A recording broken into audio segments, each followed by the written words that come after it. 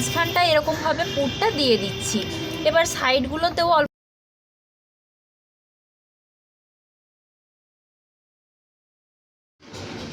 নমস্কার বন্ধুরা, আমার চ্যানেলে আপনাদের সবাইকে আরও একবার স্বাগত জানিয়ে আজকের নতুন একটা পর্বে আবারও একটা নতুন রেসিপি নিয়ে হাজির হয়ে গেছি। যেহেতু শীতকাল মানেই কিন্তু আমাদের সবার বাড়িতে পিঠে পার্বণ চলতেই থাকে। তবে আমিও আজকে একটা পিঠের রেসিপি নিয়ে হাজির হয়ে গেছি। আমি আজকে যে পিঠেটা বানাবো তাতে না লাগবে ময়দা, না লাগবে সুজি, না লাগবে চালের গুঁড়ি। এই সব কিছু ছাড়াই আমি আজকে খুব সহজভাবে একটা পিঠের রেসিপি বানিয়ে আপনাদেরকে দেখাবো, যেটা বানানো ভীষণ সহজ আর খেতেও কিন্তু খুব সুন্দর। তাহলে চলুন দেরি না করে ঝটপট আমার আজকের রেসিপিটি শুরু করি। তো পিঠে বানানোর জন্য আমার এখানে লাগবে নারকেলের পুর। আমি নারকেলের পুরটা তৈরি করে নেবার জন্য এখানে একটা ছোট সাইজের নারকেল আগের থেকে কুড়িয়ে রেখেছিলাম, সেটা দিয়ে দিচ্ছি। আর দিয়ে দেব চিনি। আমি পুরটা চিনি দিয়ে বানাচ্ছি, তবে আপনারা যদি চান সেক্ষেত্রে কিন্তু পুরটা গুড় দিয়েও বানিয়ে নিতে পারেন। এবার চিনি আর নারকেলটা ভালো করে একটু মিশিয়ে নেব। তো দেখুন বন্ধুরা, নারকেলের পুরটা কিন্তু শুকনো শুকনো হয়ে গেছে, এর চাইতে আর শুকনো করার দরকার নেই। এবার আমি গ্যাসের ফ্লেমটা বন্ধ করে দিয়ে পুরটা নামিয়ে নেব। পিঠেটা বানানোর জন্য আমার এখানে লাগবে দুধ। আমি এখানে একটা মাঝারি সাইজের গ্লাস মাপ করে 1 গ্লাস মতো দুধ গরম করতে বসিয়ে দিয়েছি। দুধটা একটু ফুটিয়ে গাঢ় করে নিতে হবে। এখানে আপনারা দুধের সাথে অল্প একটু গুঁড়ো দুধ মিশিয়ে দিতে পারেন, তাহলে কিন্তু দুধটা খুব সহজেই গাঢ় হয়ে যাবে। তবে আমি কিন্তু এখানে কোনো গুঁড়ো দুধের ব্যবহার করিনি। দুধটা অল্প কিছুক্ষণ জাল দিয়ে গাঢ় করে নেব। এবার দুধটার সাথে আমি দিয়ে দিচ্ছি পরিমাণ মতো চিনি। 1 গ্লাস দুধের জন্য আমি এখানে 4 চামচ মতো চিনি দিয়েছি। চিনির পরিমাণটা আপনারা আপনাদের পছন্দ মতো কমিয়ে বা বাড়িয়ে নিতে পারেন। এবার চিনি আর দুধ একসাথে কিছুক্ষণ ফুটিয়ে নেব। যেহেতু আমি প্রথমেই বললাম কোনো রকম চালের গুঁড়ো, ময়দা, সুজি, আটা সব কিছুই ছাড়া আমি আজকে পিঠেটা বানিয়ে দেখাবো। তো আমার আজকে পিঠের মূল উপকরণ হচ্ছে পাউরুটি। আমি এখানে 6 পিস মতো পাউরুটি নিয়ে নিয়েছি। এবার একটা পাউরুটি আমি এখানে রেখেছি, আর পাউরুটির এই যে সাইডের ব্রাউন কালারের অংশটা, এটা আমি ছুরি দিয়ে কেটে বাদ দিয়ে দিচ্ছি। এইভাবে করে প্রতিটা পাউরুটিরই আগে এই ব্রাউন কালারের অংশগুলো কেটে বাদ দিয়ে দেব।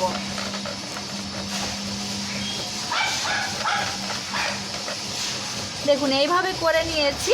এবার একটা গ্লাস দিয়ে এটা একটা গোল করে কেটে নেব। একটু চাপ দিলেই কিন্তু খুব সহজেই এটা কেটে বেরিয়ে আসবে।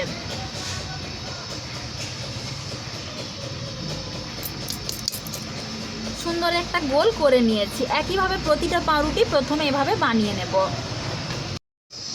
অন্যদিকে দেখুন দুধটাও কিন্তু ফুটে অনেকটা গাঢ় হয়ে গেছে। এবার আমি গ্যাসের ফ্লেমটা বন্ধ করে দিয়ে দুধটা অল্প একটু ঠান্ডা করে নেব।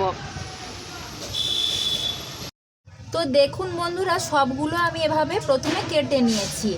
এবার একটা আমি এখানে নিয়ে বেলনা চাকি দিয়ে এভাবে একটু চাপ দেবো, তাহলে কিন্তু একটু বেলার মতন হয়ে যাবে আর একটু নরম হয়ে যাবে।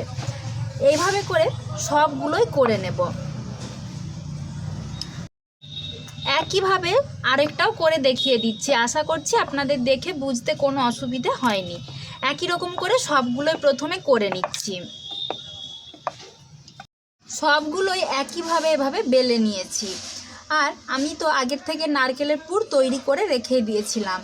এবার একটা পাউরুটি আমি এভাবে নিচ্ছি, আর তার মাঝখানে অল্প একটু পুর দিয়ে দেব। ঠিক আমরা যেভাবে পিঠে বানাই আমি আজকে সেভাবেই কিন্তু এই পিঠেটা বানাবো। এবার ধারগুলো এভাবে একটু জল দিয়ে দেব, এতে করে একদম পাউরুটির সাইডগুলো সিল হয়ে আটকে থাকবে, খুলে যাবার কোনো ভয় থাকবে না।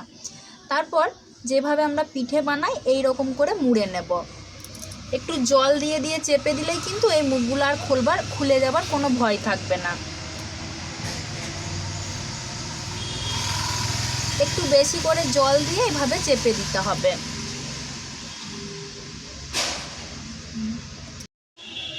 আমি আরেকটাও আপনাদেরকে বানিয়ে দেখিয়ে দিচ্ছি। প্রথমে হাত দিয়ে অল্প একটু জল দিয়ে ওপরটা এভাবে দিয়ে দেব, এতে করে সামান্য একটু নরম হয়ে যাবে। তবে কোনোভাবেই যাতে খুব বেশি জল না হয়ে যায় সেদিকেও আবার খেয়াল রাখতে হবে।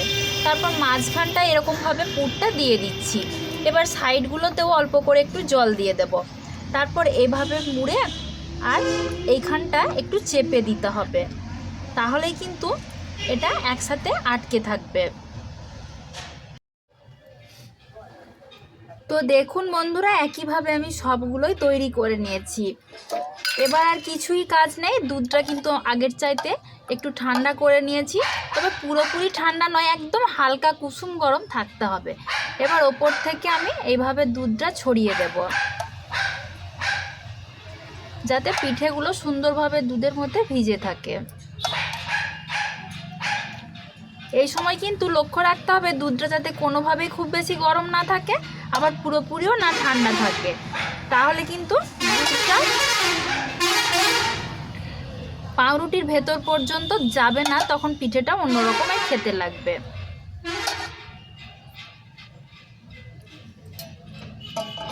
বন্ধুরা, আমার পিঠে কিন্তু তৈরি হয়ে গেছে। তাহলে দেখলেন তো পাউরুটি দিয়ে পিঠে বানানো কত সহজ। এবার আমি এটা একটু গার্নিশিংয়ের জন্য ওপর থেকে অল্প কিছু পেস্তা কুচি ছড়িয়ে দিচ্ছি।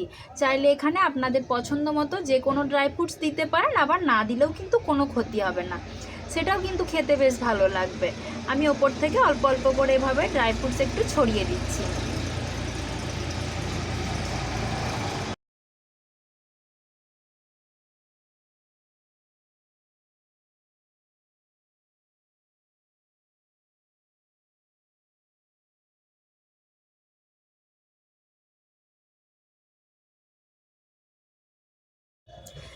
দেখুন বন্ধুরা, পিঠেটা কতটা নরম তুলতুলে হয়েছে, তা তো আশা করছি দেখে আপনারা বুঝতে পারছেন।